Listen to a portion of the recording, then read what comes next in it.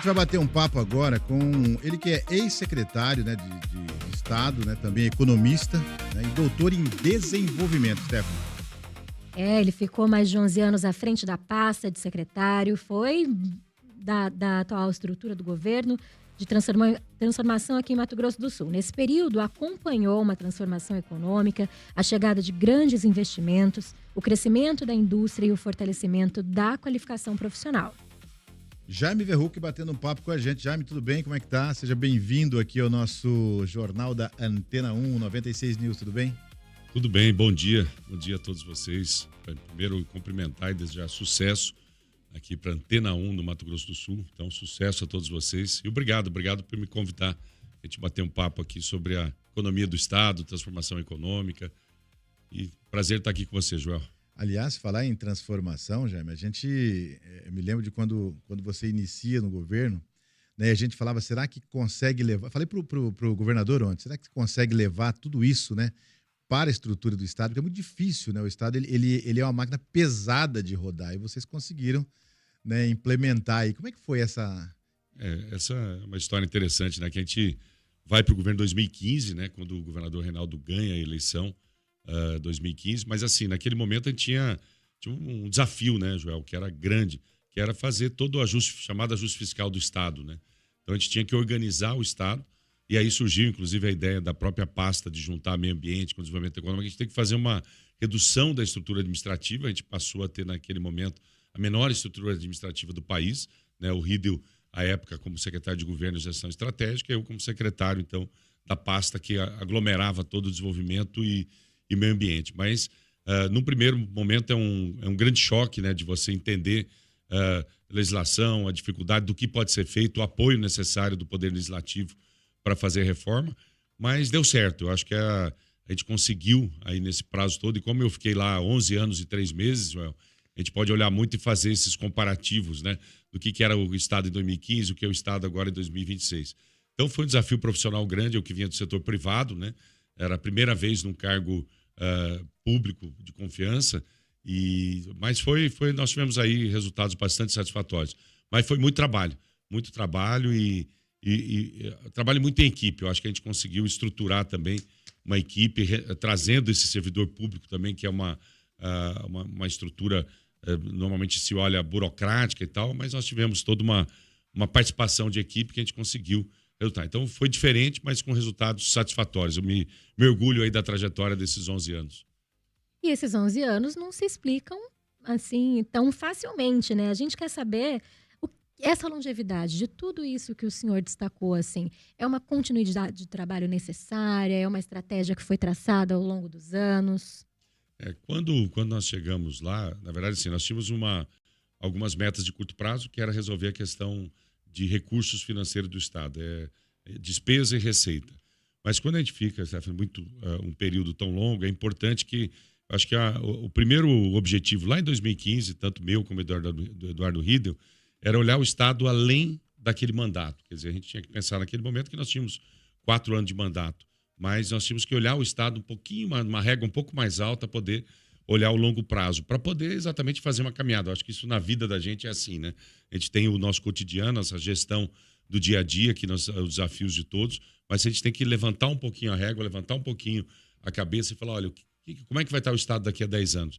Então esse era o grande desafio e que foi pautado em planejamento. Quer dizer, nós criamos um conjunto de indicadores, avaliações, para que a gente pudesse entregar um Mato Grosso do Sul, depois de 10 anos, diferente daquele que era em 2015. Então, acho que a regra, a mensagem é olhar um pouco mais alto, sonhar um pouco mais alto e obviamente, ter um instrumento adequado de planejamento para chegar lá. E aí, quando o senhor olha para trás aí, o que o senhor considera ser um legado desse período? Existe uma realização também que o senhor gostaria que fosse lembrada, por exemplo, daqui a 20 anos? Porque a gente lembra de muitas coisas nesse período de 11 anos, né? É verdade. Eu não gosto muito de legado, não, que eu acho que tudo é relevante, né? Porque a estrutura do governo ela é tão diversa, tão ampla de ação, né? Mas eu sempre falo, acho que um dos meus objetivos era transformar a vida das pessoas através da transformação do processo de desenvolvimento econômico do Estado. Então, esse era o propósito, né? O propósito de estar lá era isso. E aí nós conseguimos fazer isso. Eu vou te dar alguns exemplos, né? Vamos botar 10 anos, o Estado vai fazer 50 anos agora, Mas em 2015, que o Estado já tinha os seus 40 anos, vamos chamar assim, nós tínhamos em área de agricultura do Estado, nós tínhamos 2.200.000 hectares plantados. Hoje nós entregamos o Estado com 4.600.000 hectares, quer dizer, mais do que o dobro do que nós tínhamos conseguido expandir a agricultura nos últimos 40. Isso também é verdade para o produto interno bruto, isso também é verdade para o número de empregos que nós temos, isso é verdade para o emprego formal. Então, nós conseguimos gerar prosperidade do Estado, gerando prosperidade através do emprego, prosperidade através do desenvolvimento dos municípios. O governador destaca muito, teve aqui ontem com vocês, ele destaca muito essa questão da ideia do municipalismo. Quer dizer, a gente sempre olhou a possibilidade de desenvolver o Estado de uma forma menos desigual possível, né, com a geração de emprego. Então, eu acho que assim, não é um legado, mas quando a gente olha os números, a gente tem como comprovar que a gente conseguiu fazer uma transformação econômica, uma diversificação, e aí era um outro desafio, era transformar essa produção toda na questão do processamento, da agroindústria, que esse era um outro desafio. Eu sempre falo, Joel, que quando eu tinha 24 anos, quando eu fiz o mestrado lá no Rio Grande do Sul, a minha dissertação foi assim, processo de agroindustrialização do Centro-Oeste brasileiro. Então, veja, há 30 anos atrás eu já pensava de que efetivamente o Mato Grosso do Sul tinha que caminhar para o processo de industrialização e, obviamente, que a industrialização geraria desenvolvimento do comércio, do serviço e sempre, fundamentalmente, emprego e aí a prosperidade das pessoas. Agora, ouvindo você falar aqui, Jaime, estou lembrando aqui, a memória da gente vai... governo Zeca, governo André, aí o Reinaldo, né? Aí o Rido, e agora o planejamento econômico que a gente fala mudou muito. Como é que é isso, né? Mudou. Até porque o mundo vai mudando as coisas. Mudou. Eu acho que assim, primeiro, né, dentro do planejamento, o nível de incertezas, que você falou muito certo. Hoje nessa data de ontem e hoje, está sendo discutido lá nos Estados Unidos tarifa que afeta diretamente a vida. Às vezes a população não consegue, as pessoas não estão antenadas nesse processo, mas hoje está discutindo se sair um 25% de tarifa para o ferro Gusa, nós podemos ter fechamento de 2 empresas aqui. Então, a dimensão da economia internacional hoje, uma economia como do Estado, que é exportadora, exporta a China, exporta os Estados Unidos, a nossa vida impacta nessa certeza. Então, o planejamento econômico, ele ficou... você tem que... Não dá para você pensar e deixar ele de lado. Quer dizer, o nível de incerteza é permanente. Então, consequentemente, você tem que repensar as políticas públicas aí diariamente em função desse cenário todo que a gente está vendo. E aí, obviamente, que o Estado, né, e o Brasil tem feito algumas políticas, como nós aqui, por exemplo, temos a própria Rota Bioceânica, que a gente está fazendo trabalho. As pessoas perguntam, mas qual que é a importância da rota? Aí eu ia perguntar assim, pessoal, se tem um cliente seu que compra aqui, 50% do que você vende tem um cliente que compra, eu tenho. Eu falei, nós temos também que é a China, então nós temos que chegar mais perto dele de uma maneira mais competitiva, mais adequada. Então, só isso já justificaria, por exemplo, uma rota bioceânica de integrar o Mato Grosso do Sul nesse comércio mundial, vamos chamar assim. Deixa eu aproveitar um pouco do economista, né? A gente tá com ele aqui. Uma coisa que eu acho engraçada é quando o pessoal fala do humor do mercado econômico. Eu falo, gente, eu vou ter que contar com o humor dessa desgraça. Mas hoje, antes de... Ele é um humorista bem sarcástico, viu? E bem dinâmico. Você assim, particularmente acredita nessas sanções? Acho que diplomaticamente a gente tem como resolver isso? Não, acho que só tem. Eu acho que porque está muito político isso, né? Ela é muito extrema, assim... Não deveria ser assim, quer dizer, na verdade existe um processo chamado de investigação, de sanção, de prejuízo da economia americana. Se todo mundo tem que entender o seguinte, o Trump quer a mesma coisa que a gente quer, ele quer desenvolver os Estados Unidos como nós queremos desenvolver o Brasil e o Mato Grosso do Sul. Então ele foca nisso. Então qualquer medida que efetivamente entenda que prejudica o cidadão americano, prejudica o emprego americano, o crescimento americano, vai ser tomado. O foco lá não é uma preocupação, mas é um processo de negociação política, né? Eu acho que a gente estava bem, conseguimos passar aquele primeiro sufoco tarifário e agora tem a segunda discussão. Eu vou te dar um exemplo aqui, só para você ter uma ideia de economia da pecuária. Pecuária, a gente está falando que é tempestade perfeita, né? A China estabeleceu cota, nós já cumprimos a cota, está faltando mercado na China. A Europa fazendo restrições do ponto de vista de alguns tipos de medicamentos veterinários que não podem ser utilizados na carne. E os Estados Unidos com tarifa, quer dizer, nós vamos mandar a nossa carne para onde, né? Então, isso impacta hoje diretamente o emprego e a vida das pessoas. Mas eu acho que a gente vai ter avanços aí nessas negociações durante a semana favoráveis ao Brasil. A gente precisa ir para um rápido intervalo, a gente já volta. Não dá para prever esse humor do mercado, né? Não, não dá mais não. Tem que se adequar todo dia. Rapidíssimo intervalo, a gente já volta com esse bate-papo com o Jaime Verruc. São 7h39 agora. O inverno chegou e as temperaturas caíram. Sabia que o estoque dos nossos bancos de sangue também caíram? É no frio que a solidariedade mais precisa aquecer quem está nos hospitais. Neste mês de julho, não vamos deixar o frio vencer. Doe sangue. O único gesto seu pode aquecer o coração de até 4 famílias e salvar vidas. Procure Hemosul, doe sangue e salve vidas. Aquecer a vida é o nosso melhor agasalho. Uma campanha pelo amor ao próximo. Doe sangue. Apoio. Antena 1 Campo Grande, 96.7. Grupo Figueiró de Comunicação. 7h39. ZYN 645. Transmitindo de Campo Grande, Mato Grosso do Sul, em frequência modulada. 96,7 MHz. Emissora do Grupo Figueiró de Comunicação.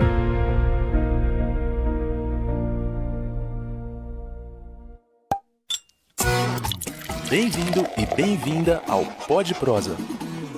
Hoje vamos prosear sobre a nossa Irish Stout, carinhosamente chamada de Saracura.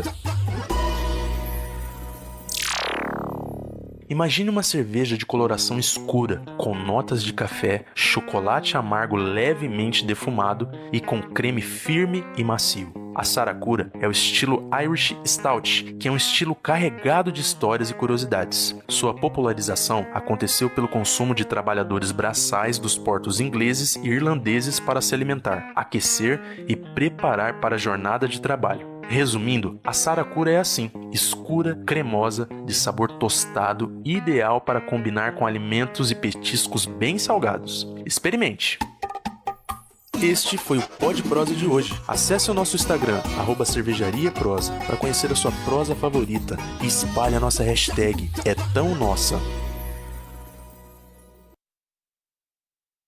7h41 agora, 7h41 aqui na Antena 1. A notícia continua no 96 News.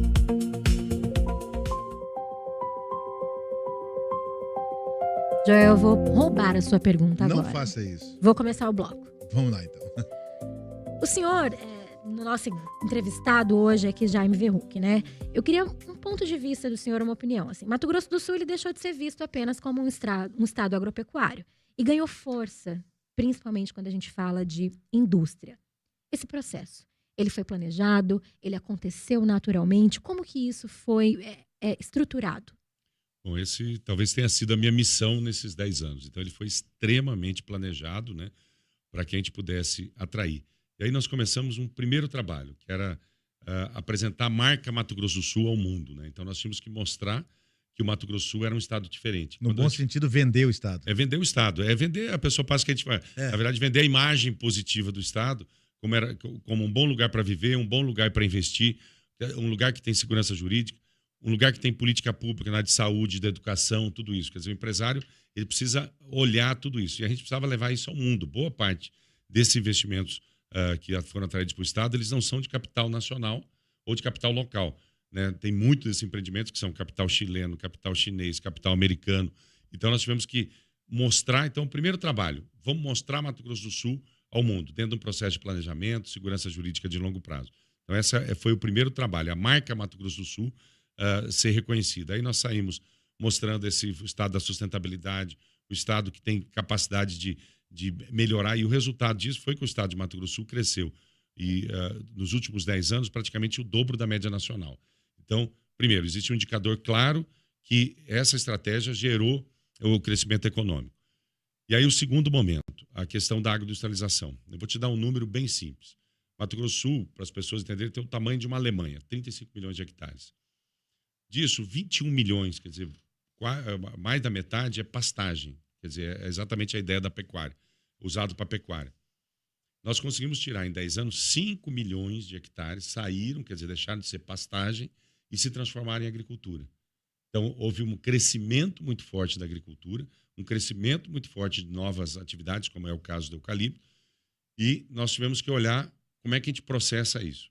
Aí nós somos hoje, para você ter uma ideia, Na celulose, a disputa no mundo é China, Mato Grosso do Sul. Então, hoje todo o mercado mundial olha para a produção de celulose. As pessoas entenderem o que é celulose. Planta-se eucalipto, a indústria processa, e a celulose ainda é um produto para se fazer papel higiênico, absorvente, papel de escrita. Tudo isso se faz com a celulose. Mato Grosso do Sul é o maior exportador do Brasil hoje, que há 10 anos atrás não existia nem na pauta de exportação. Nós olhamos para a questão, eu dou outro exemplo do milho. O Mato Grosso do Sul sempre foi exportador de milho, manda milho para Santa Catarina. Para que serve o milho? Principalmente para a cadeia de produção de frango, suínos e agora bovinos. Nós praticamente, Joel, nós não vamos mais ser exportadores de milho. Nós estamos processando 100% desse milho aqui.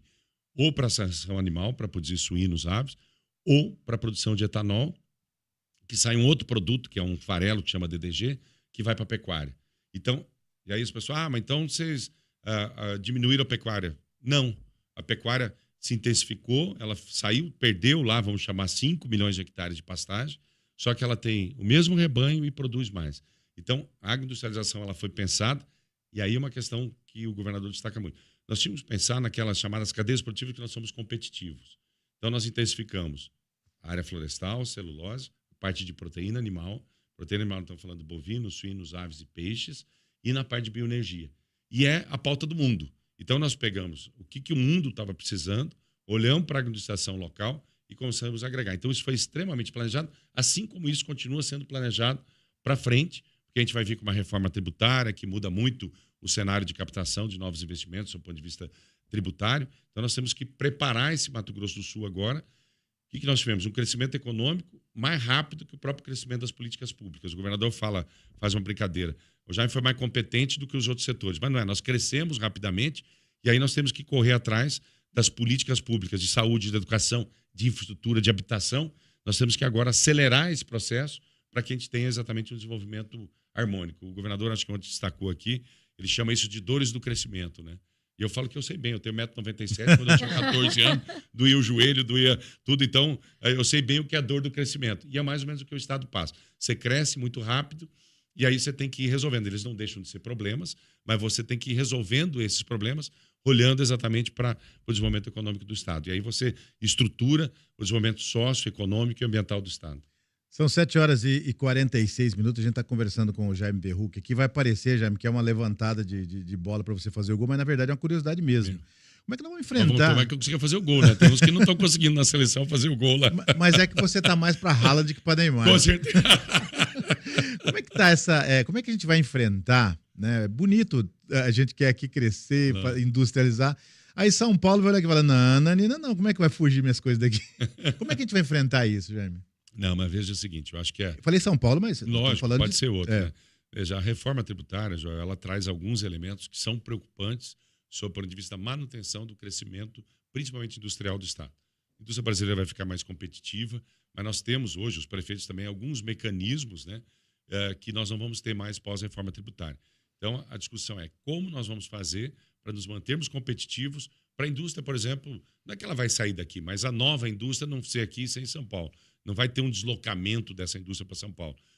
Então, nós temos que focar em alguns setores. Primeiro, o primeiro setor é onde nós temos matéria-prima, que são todos esses que eu te falei, de proteína, frigoríficos, frango, suíno, ave, que nós estamos crescendo, celulose, crescimento da própria celulose para a área do papel, a gente agregar mais valor disso, e parte de bioenergia, que nós estamos muito avançados em relação a isso, tanto de etanol como de cana, biometano. Então, esses são os setores escolhidos para a gente poder avançar nessa estrutura. O que o governador tem destacado? O que é a política? Nós temos que estruturar o Estado. E aí, o grande foco nosso são dois, para a gente manter essa competitividade, infraestrutura. Então, se vocês observarem o quanto que nós estamos investindo em rodovias, hidrovias, ferrovias, essa grande discussão que a gente faz da retomada. Então, nós precisamos colocar o Mato Grosso do Sul e a rota bioceânica. São os elementos necessários para o Mato Grosso do Sul manter esse crescimento no futuro. Então, praticamente todo o recurso hoje utilizado é infraestrutura. Esse é o foco que nós estamos dando, que é fundamental para conseguir atrair esses investimentos no futuro. Então, esse é o... E um desafio de curto prazo, inclusive, habitação. Hoje nós temos praticamente todas... Nós temos 21 mil vagas de trabalho abertas no Estado hoje. e as pessoas não estão conseguindo. Eu não estou falando mais nem de qualificação, as pessoas precisam estar qualificadas. O governo do estado hoje está fazendo um trabalho grande na educação. 50% dos alunos do ensino médio estão em ensino profissionalizante da escola pública, então isso é muito bom olhando para o futuro, mas nós precisamos gente, para isso nós precisamos de habitação, para reter mais pessoas aqui, e precisamos investir em infraestrutura. Eu acho que esse é o grande trabalho agora para os próximos anos, para manter essa competitividade do Estado e atrair investimentos. A preocupação minha que eu tenho também é como que eles vão reagir, né? Como é que esse lobby de não deixar a indústria vir para cá, né? São Paulo vai dizer, não, peraí, não vai para lá não, hoje.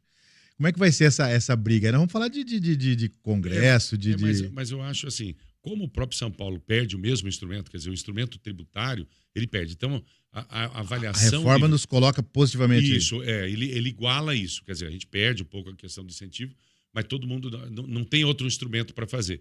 Por isso que nós temos que estar muito bem colocados nessa questão de infraestrutura, logística. O que é isso? É ter facilidade de exportar nossas matérias-primas, ter facilidade de levar os nossos produtos para São Paulo. E aí, dentro do futuro, tenho falado isso, no Mato Grosso do Sul, muitos falam assim do celeiro do Brasil.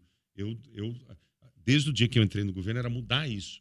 Nós tínhamos que aumentar a produção, mas nós tínhamos que transformar essa produção aqui. Então eu falo, Mato Grosso do Sul tem que sair do celeiro para o supermercado.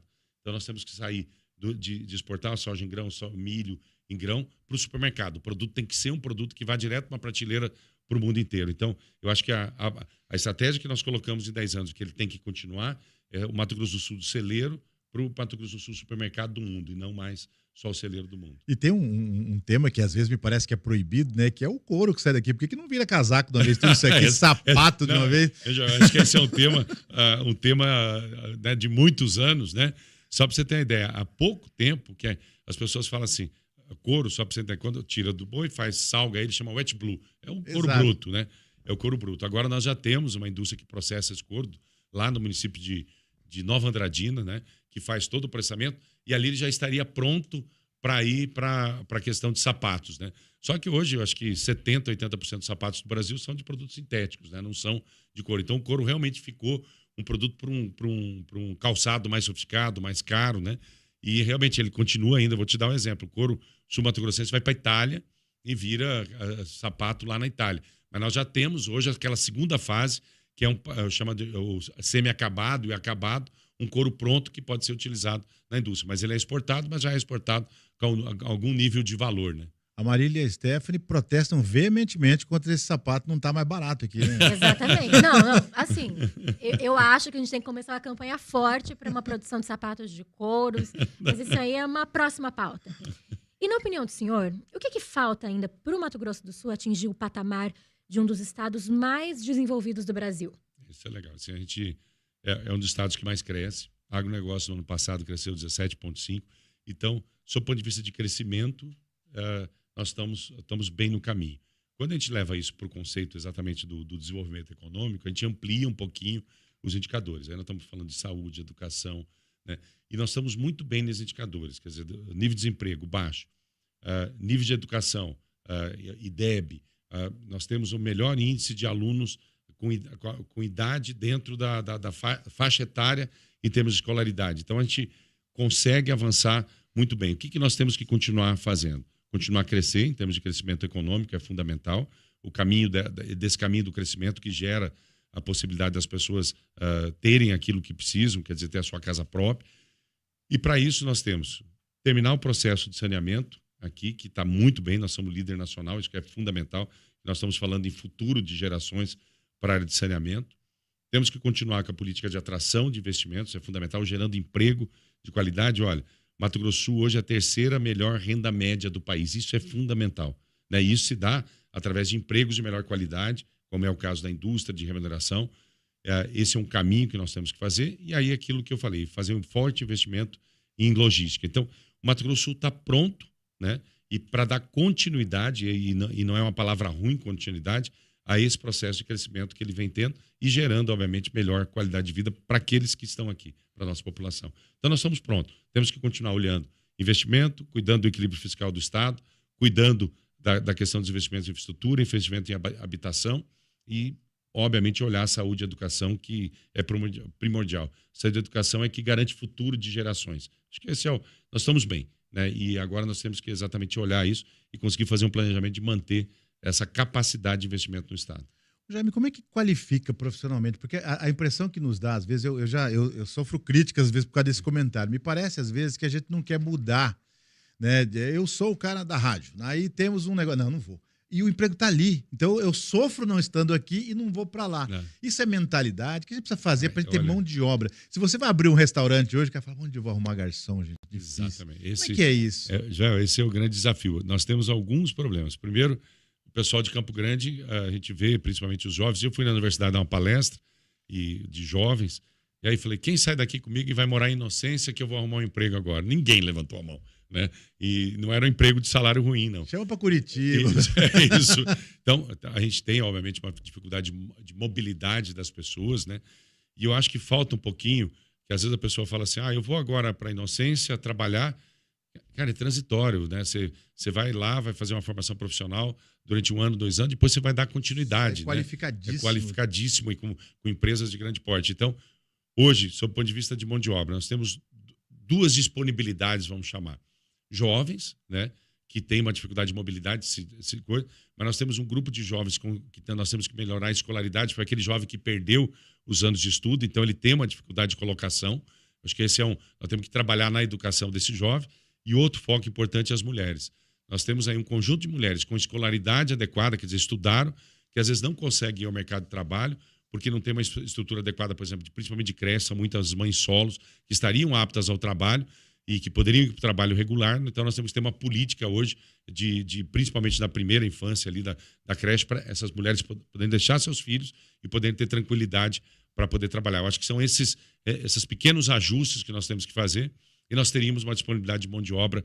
O resultado, Joel, tem atividades hoje que às vezes eu falo isso, o pessoal fala, mas será que o caso de proteína animal, de frigoríficos, tem algumas, se eu não tivesse a mão de obra estrangeira, né, o caso principalmente dos venezuelanos, então, nós temos fábricas hoje que tem 800 funcionários, tem 300 venezuelanos, tem fábrica com 5.000 funcionários, tem 1.000 venezuelanos. Então você vê o quanto que essa atividade já depende dessa mão de obra estrangeira no Estado. Então hoje nós estamos no pleno emprego, né? Mas nós temos alguma dificuldade de mobilidade. Pega o caso agora de novo, Três Lagoas, que houve uma retomada lá da fábrica de fertilizantes. De novo, não tem habitação, não tem gente. A empresa precisava 1.500 pessoas, conseguiu contratar 200. E aí tem que trazer gente de fora, está trazendo do Paraguai, dos outros estados, Pará, Nordeste. Então isso é importante. Lá na Arauco, que tem 13.000 pessoas trabalhando no canteiro de obras, eu acho que tem lá 1.500 pessoas do estado. O resto são tudo pessoas de outros estados. E não é porque não querem, eles dão prioridade para Mato Grosso do Sul. Então, acho que essa mobilidade, essa mentalidade, às vezes, de não entender que isso é a gente, na vida, a gente vai passando, né? E vai melhorando a cada dia, tendo as oportunidades. Mas tem que se deslocar, tem que ir, tem que, às vezes, ir e voltar todo dia para Ribas do Rio Pardo. Eu tive a semana em São Gabriel do Oeste, a inauguração da unidade, a ampliação de uma unidade frigorífica lá. Eles têm 170 funcionários que vão todo dia agora de Campo Grande para São Gabriel, pessoal. São 150 quilômetros. Todo dia, porque não tem mais em São Gabriel, não tem mais em Rio Verde, não tem mais em Jaraguari, não tem. Campo Grande está levando mão de obra para lá ver a dimensão.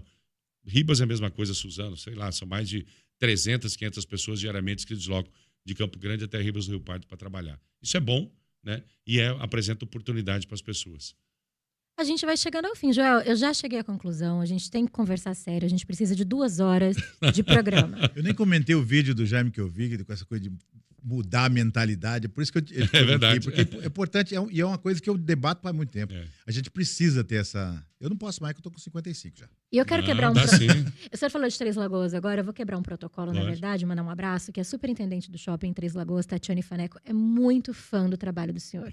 Hoje de manhã, quando ela viu o card aí da nossa programação da rádio, ela tá ouvindo online, ela falou assim, pelo amor de Deus, manda um abraço, fala que eu sou fã do trabalho dele, que é excepcional. Estou em Três Lagoas amanhã. Amanhã eu vou fazer uma palestra lá em Três Lagoas, logo 8 horas da manhã, sobre encadeamento produtivo, né?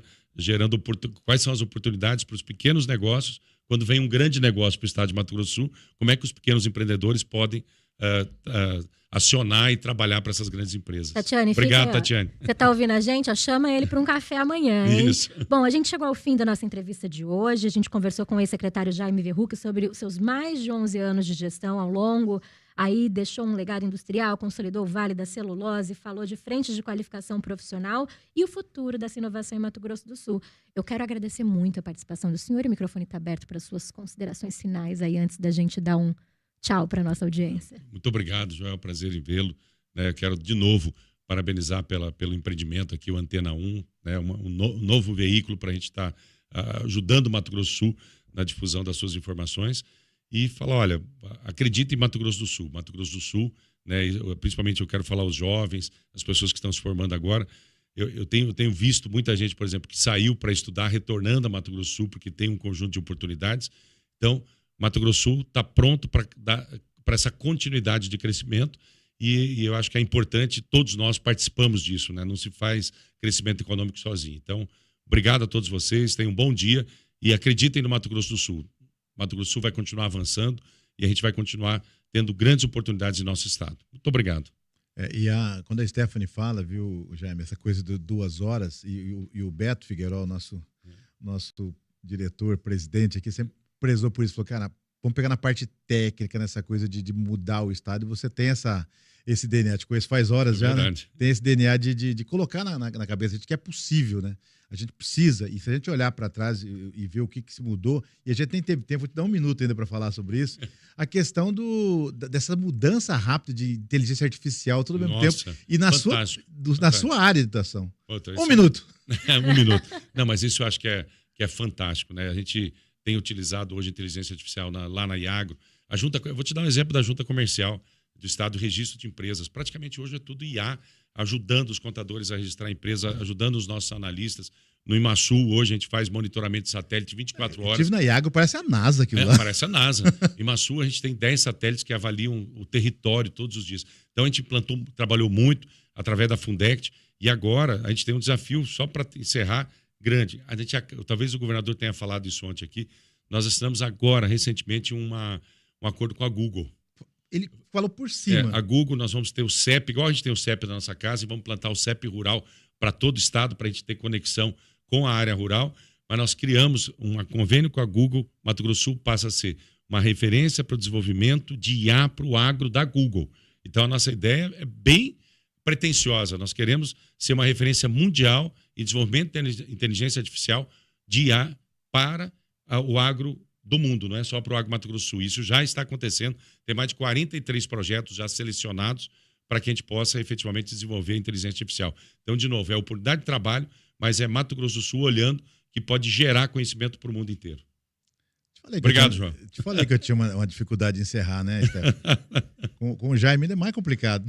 Mas agora que ele já deu uma pauta, a gente já vai fazer um próximo programa. Vamos lá. Para o senhor voltar e a gente discutir só isso. Ótimo. Vamos falar só em tecnologia, ciência e inovação. Acho que é um grande caminho para o Mato Grosso do Sul.